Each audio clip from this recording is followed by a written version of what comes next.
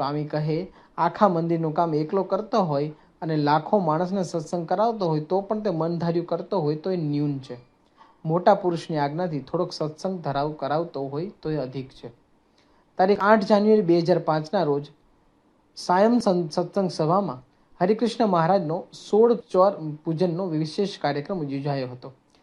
વિવેક સાગર સ્વામીના પ્રવચન બાદ ઘનશ્યામ કાગરાણી, શિવાભાઈ અને અતિ નિર્મળ વગેરે પરિવારજનોએ હરિકૃષ્ણ મહારાજનું 3 વખત 16 સોપચાર પૂજન કર્યું હતું. સભાના અંતમાં સ્વામીશ્રી આશીર્વાદ આપ્યા હતા.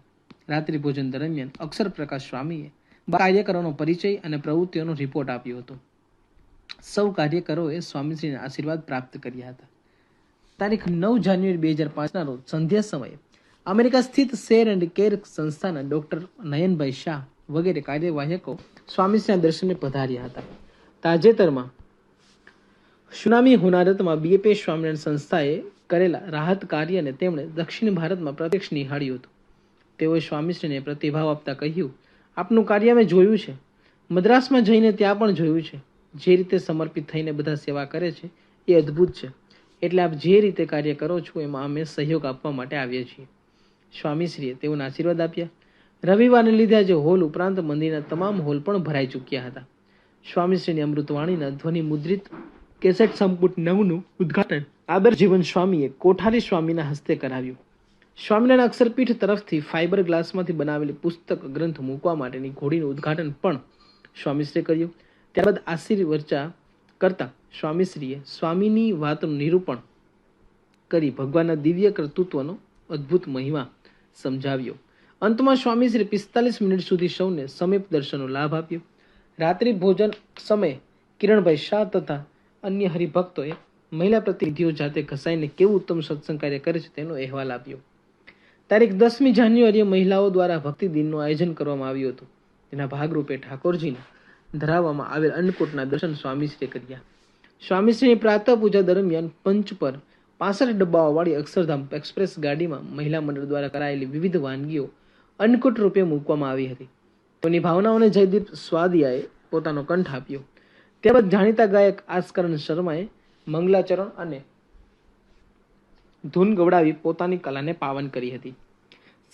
સંધ્યા સત્સંગ સભામાં પારાયણ પછી મહિલા દિન નિમિત્તે જુદા જુદા કાર્યકરો અને યજમાનો દ્વારા હરિકૃષ્ણ મહારાજનું 16 સોપચાર પૂજન કરવામાં આવ્યું હતું. તારીખ 11 જાન્યુઆરી 2005ના રોજ સ્વામીશ્રીનો 65મો ભાગવતી દીક્ષા દિન હતો. મુંબઈ સત્સંગ મંડળ આજના મહિમા વંતા દિવસે સ્વામીશ્રીના સત્સંગ સભા દરમિયાન વચનામૃત નિરૂપણ પછી સ્વામીશ્રીની દીક્ષા દિન પ્રસંગની સ્મૃતિ સાથે વિશિષ્ટ કાર્યક્રમ શરૂ થયો.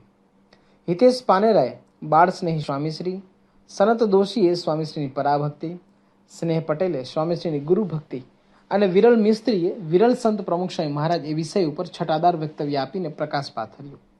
ત્યાર પછી બાળ પ્રવૃત્તિના બાળકોએ મળિયા મુનિ શાસ્ત્રીજી મહારાજ એ ગીતના આધારે સુંદર નૃત્ય રજૂ કર્યું. ત્યારબાદ સ્વામીશ્રીએ સ્વામીની વાત ઉપર નિરૂપણ કરતા જણાવ્યું કે માણસને તરત બ્રહ્મરૂપ થવું છે. મંદિરમાં જઈએ, દર્શન કરીએ, 5 માળા કરીએ એટલે તરત આપણું કામ થઈ જ જાય એવી ઈચ્છા રહે છે, પણ એમ થાય નહીં. દરેક બાબતમાં સાધના હોય છે. લાઇટની શોધ માટે એડિસને કેટલી સાધનાઓ કરી છે. અમેરિકાએ ચંદ્ર પર યાન મોકલ્યું, પણ એની પાછળ સાધના કેટલી. એમાં આપણા ઋષિ મુનિઓ અંતરની શાંતિ માટે, ભગવાનને પ્રાપ્ત કરવા માટે ઘણા વર્ષો સુધી સાધના કરી છે. પણ માણસને ઉતાવળ બહુ છે. દૂધમાં રાત્રે મેળવ નાખી દહીં કરવા મૂકી હોય, પણ રાત્રે કલાકે વારંવાર આંગળી બોળા કરીએ તો સવારે દહીં ન થાય, ફોદા થઈ જાય. એમ આપણે પણ ભગવાન પાસે જઈને કે કેમ થયું નહીં કરીએ તો ફોદા થઈ જાય. એના ક્રમ પ્રમાણે બધું થવાનું જ છે. આપણે ધીરજ રાખવાની છે, મહિમા સમજવાનો, શાંતિ રાખવાની. થાય ન થાય તેના કરતાં ભગવાન છે. આજે મુંબઈના ડેપ્યુટી મેયર શ્રી પટેલે સભામાં ખાસ ઉપસ્થિત રહીને સ્વામીશ્રીના આશીર્વાદ મેળવ્યા હતા.